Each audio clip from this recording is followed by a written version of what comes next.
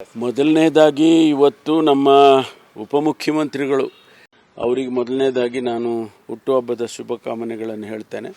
ಜೊತೆಗೆ ಅವರಿಗೆ ಈ ಒಂದು ಈ ಗ್ರೇಟರ್ ಬ್ಯಾಂಗ್ಳೂರು ಕಾನ್ಸೆಪ್ಟನ್ನು ಏನು ತಂದಿದ್ದಾರೆ ಅದು ಯಶಸ್ವಿ ಆಗಲಿ ಅಂತೇಳಿ ಕೂಡ ಹಾರೈಸ್ತೇನೆ. ಇವತ್ತಿನಿಂದ ಪ್ರಾರಂಭ ಆಗುತ್ತೆ. ಇದು ಒಂದು ಬೆಂಗಳೂರಿಗೆ ಒಂದು ಹೊಸ ರೀತಿಯಲ್ಲಿ ಆಗುತ್ತೆ.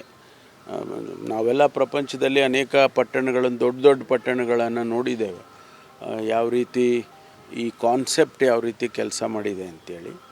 ಅದನ್ನು ಪ್ರಾರಂಭ ಇವತ್ತಿನಿಂದ ಅಫಿಷಿಯಲ್ ಆಗಿ ಅದು ನೋಡೋಣ. ಒಂದಷ್ಟು ದಿವಸ ಆದಮೇಲೆ ಅದರ ಫಲಿತಾಂಶ ಗೊತ್ತಾಗುತ್ತೆ. ಅದರ ನ್ಯೂನತೆಗಳಿದ್ದರೆ ಅದನ್ನು ಮುಂದೆ ಸರಿಪಡಿಸ್ಕೊಳ್ಳೋದಕ್ಕೂ ಸಾಧ್ಯ ಇರುತ್ತೆ. ಅಲ್ಲ, ನಮಗೆ ಹೆಚ್ಚು ಕಾರ್ಯಕ್ರಮಗಳಿಗೆ, ಯೋಜನೆಗಳಿಗೆ, ಆಮೇಲೆ ಸಮಸ್ಯೆಗಳಿಗೆ ಫೋಕಸ್ ಮಾಡೋಕ್ಕಾಗುತ್ತೆ ಅಂತ ಅದು ಉದ್ದೇಶ ಮೂಲತಃ. ಈಗ ಒಬ್ಬ ಅಧಿಕಾರಿ ಅವರ ಏರಿಯಾ ಆಫ್ ಆಪರೇಷನ್ನು ತುಂಬ ದೊಡ್ಡದಾಗುತ್ತೆ, ಇದರಲ್ಲಿ ಎಲ್ಲ ಕಡಿಮೆ ಆಗ್ತಾ ಹೋಗ್ತದೆ. ಆಗ ಫೋಕಸ್ ಮಾಡ್ಬೋದು ಅನ್ನೋ ಕಾರಣಕ್ಕೆ